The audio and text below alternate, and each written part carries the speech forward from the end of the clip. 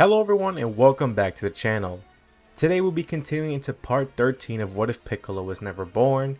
If you haven't seen part 12, there is a title card where you can go check it out and see what happened in the last part. But today we'll be going into the continuation of Super. Goku just invited Vegeta to the Tournament of Power, but is he strong enough to have the same effect like in canon? How helpful will Broly be in this version of the Universe 7 team?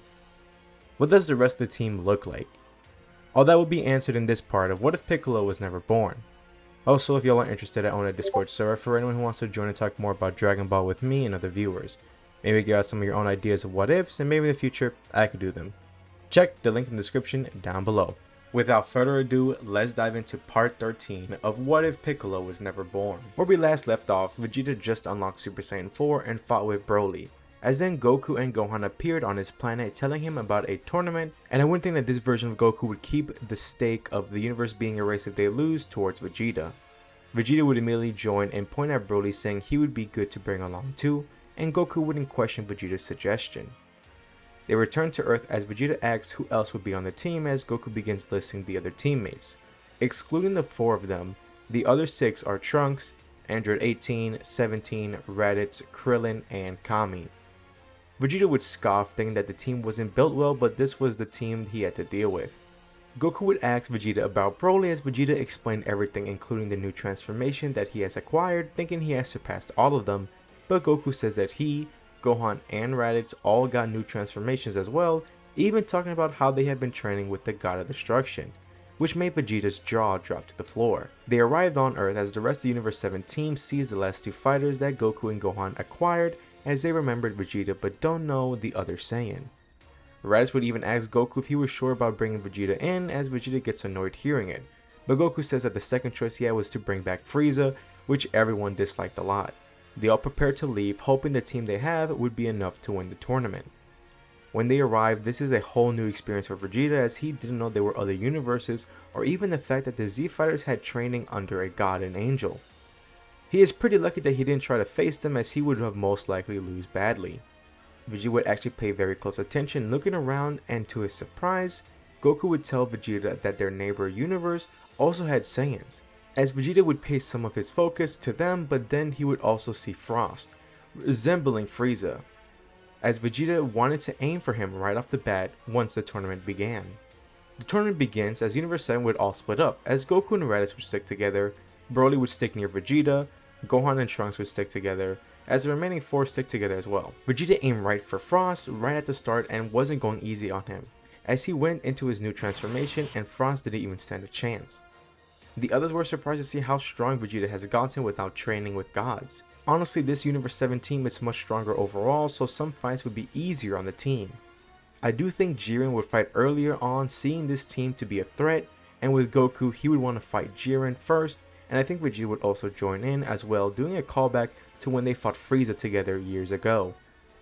Broly would struggle at first since he doesn't use his transformation until Vegeta yells at Broly that if he loses his father will die, and that ticks something in Broly, but not quite enough as he is getting beaten by Dispo. Dispo would then make fun of Broly, and I think this would be enough for Broly to activate his wrathful form and turns the tides of the battle. Dispo is still faster, but he no longer can really do any harm to Broly, so he would have to be focused on running away. Broly would slowly lose more control and begin to cause chaos around the arena, eliminating multiple fighters. Gohan and Trunks will fight together, taking out a whole universe on their own. They wouldn't even need to use their beast form much, even though Trunks isn't a hybrid, but what he lacks in strength, he makes up for in technique.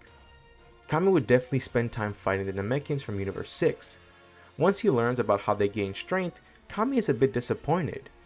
Here I can see Kami making this fight a lesson, trying to train the 2 Namekians to show them that he did not need to fuse with every single Namekian to reach this level of strength.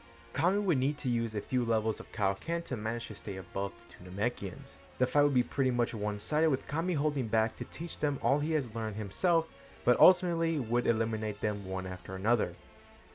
Raditz would be facing the Saiyans from Universe 6 and takes Goku's place from the canon timeline.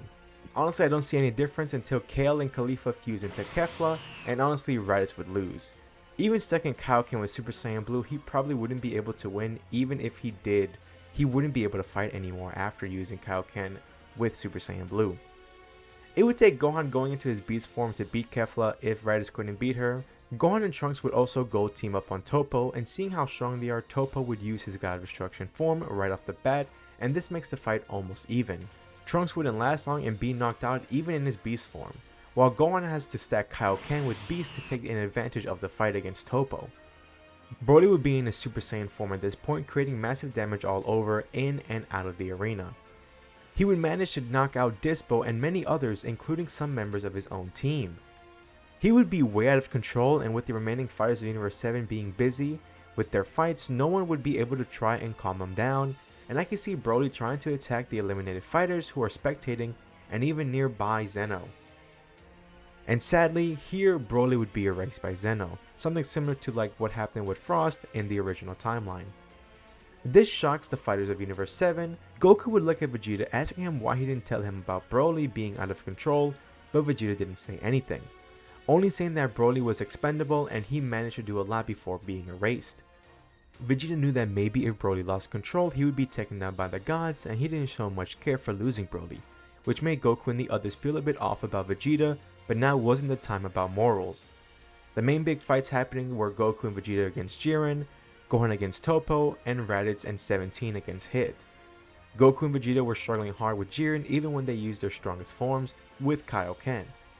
I think this is the perfect moment where Goku would tap into UI Sign for the first time, gaining the upper hand with fighting Jiren, allowing Vegeta to help out the other fighters with their own fights.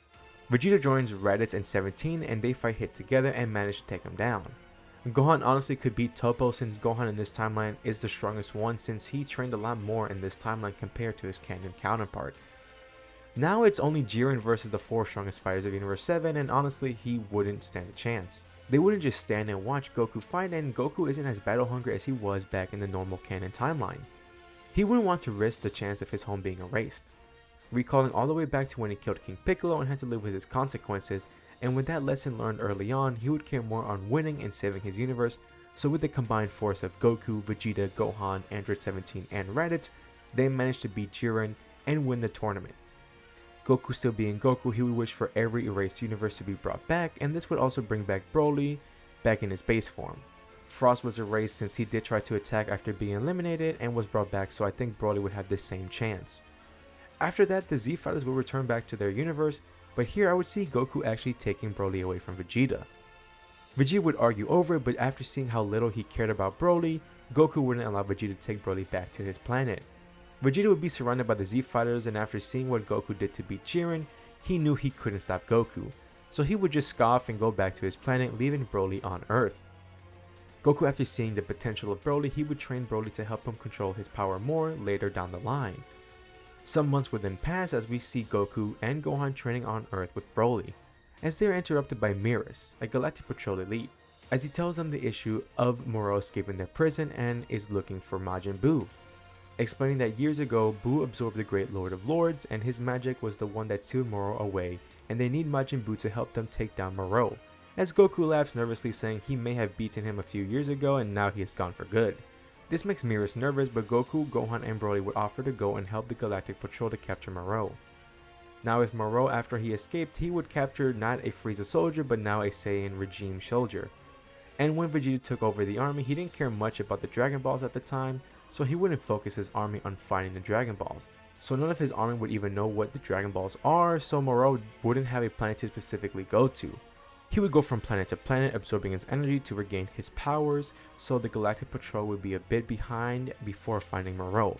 But once they do, Goku, Gohan and Broly would teleport to the planet, but before they do, Miras would warn the other Saiyans about Moro's abilities and how he can eat energy to become stronger, and with this in mind, they would think of a plan to defeat Moro.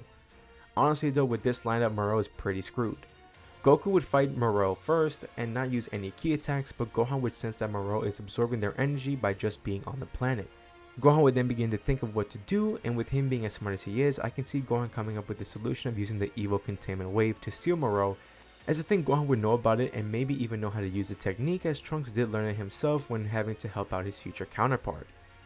Gohan would have to be quick, and while he sets up the Mafuba, Goku and Broly would be distracting Moro, and with Moro having to deal with 2 very powerful Saiyans even in their base form, even holding back, he would forget about Gohan, and this would allow Gohan to catch Moro.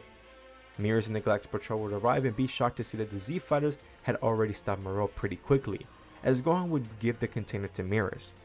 They would thank the Z fighters for their aid and swiftness in stopping a potential great threat, as Goku, Gohan, and Broly would return back to Earth. And that's where I leave it off for now. Tell me how you think about the 13th part and how I did with the continuation of this What If.